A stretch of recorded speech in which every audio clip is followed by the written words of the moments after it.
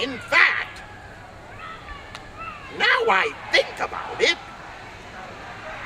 it worked so well, I think that we should try it again.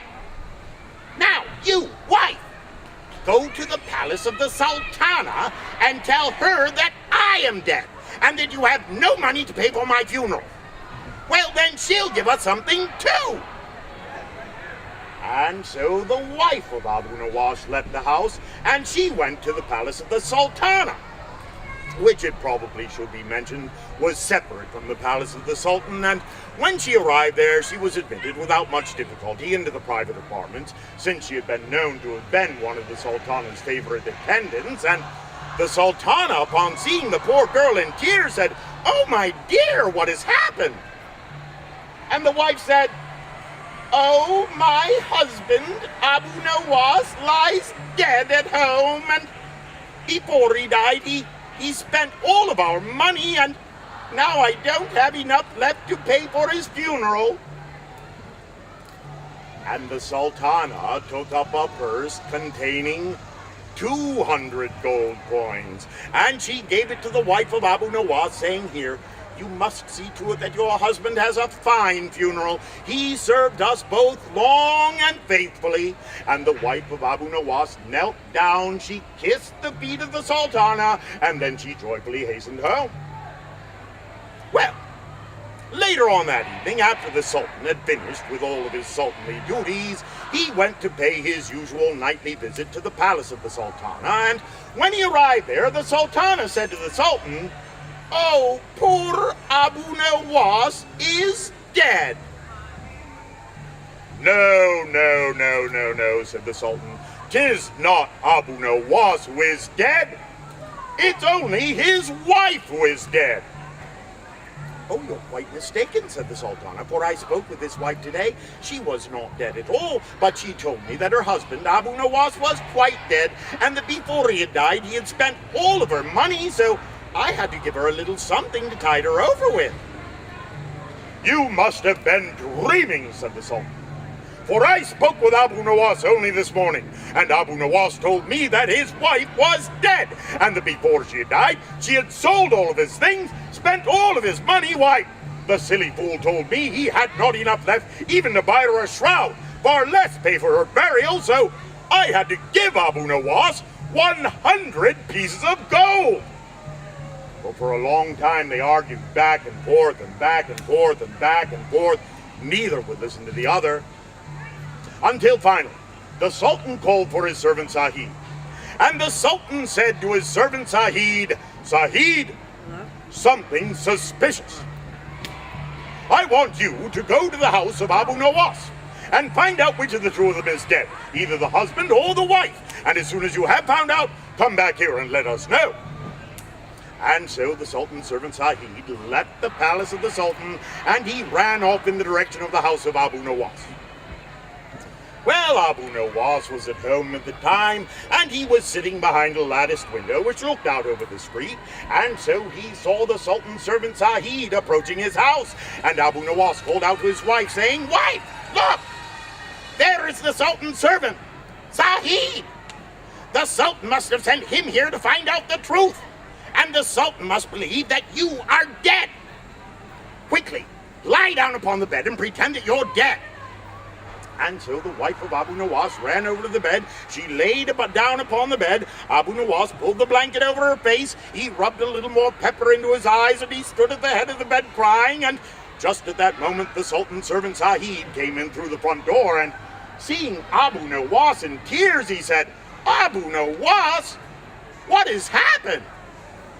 And Abu Nowas said, "Oh, Sahid, my wife is dead." And the Sultan's servant Sahid approached the bed. He pulled back the blanket. He saw that the wife of Abu Nowas did indeed look quite dead. So he put the blanket back and he said, "Oh, that is too bad, but we must all die." And then he ran back to the palace of the Sultana. And when he arrived there, the Sultan said to him, "Well, what have you found out?" And the Sultan's servant Sahid said, "Oh, mighty Sultan, it is the wife who is dead.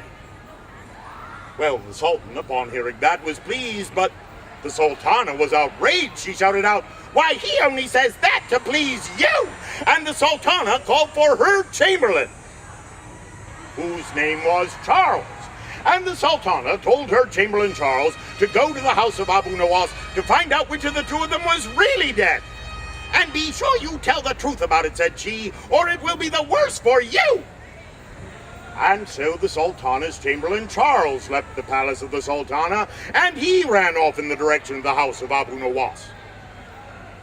Abu Nowas was still at home, and once again he was sitting behind the latticed window which looked out over the street, and so he saw the Sultana's chamberlain Charles approaching his house. And Abu Nowas called out to his wife, saying, "Wife, look! There is the Sultana's chamberlain, Charles! The Sultana must have sent him here to find out the truth, and the Sultana must believe that I am dead. Quickly, pull the blanket over me. It's my turn to die now." And Abu Nowas ran over to the bed. He lay down upon the bed. His wife pulled the blanket over his face, and she stood at the head of the bed crying. She didn't need any pepper. And just at that moment, the Sultana's chamberlain Charles peeked in through the front window, and seeing the wife of Abu Nowas, who was well known to him, standing there very much in tears, but nonetheless very much alive, he assumed that, well, since that was the wife who was standing there alive, well, then that must be Abu Nowas who was lying there dead. And so, without even going into the house, he ran back to the palace of the Sultana. And when he arrived there, the Sultan said to him, "Well, what have you found out?"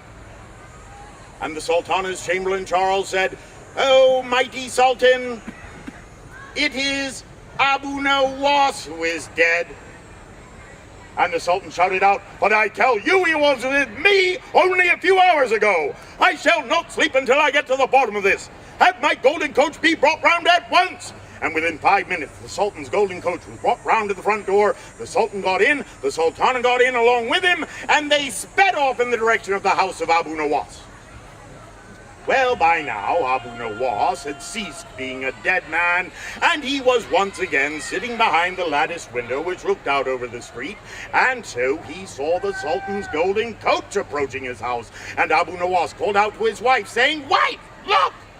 The Sultan shall be here directly, and we must both be dead to receive him." And so they both ran over to the bed. They both lay down upon the bed. They pulled the blanket over their faces, and just at that moment the Sultan came in through the front door, followed by the Sultana, followed by the Sultan's servant Zahid, followed by the Sultana's chamberlain Charles. And the Sultan approached the bed, and upon finding both bodies lying there stiff and motionless, he shouted out, "Why, I would give 1,000 gold pieces to anyone who would tell me the truth about this." Whereupon Abu Nowas sprang up, he held out his hand, and he said, "Then give them to me, for there is no one who needs them more." And the Sultan shouted out, "Why, Abu Nowas, you impudent dog! I should have known it was one of your tricks." And the Sultan burst into laughter, you see, and the Sultana joined him in that laughter, for although the Sultan's new jester was very talented at dancing and singing and juggling, he never did have the knack for practical jokes that old Abu Nowas had always had. And the Sultan was so pleased to have had his old jester make him laugh one last time that he did indeed send Abu Nowas the 1,000 pieces of gold he had promised him. And as if that were not enough, he allowed Abu Nowas to keep the 100 pieces of gold for his wife's funeral and the 200 pieces of gold for his own funeral. And Abu Nowas did not squander this money foolishly, no. He invested it in some very clever schemes, and within a couple of years he had become very wealthy thereby. And so Abu Nowas and his wife, until the day they died again, both lived happily ever after. Ladies and gentlemen, the story of the death of Abu Nowas and of his wife. Did any of you like that story? A couple of you did. Thank you all so very much for coming to Storytime. Stories are free for all who care to listen, for as many as you care to listen to, although donations are always gratefully accepted. Now,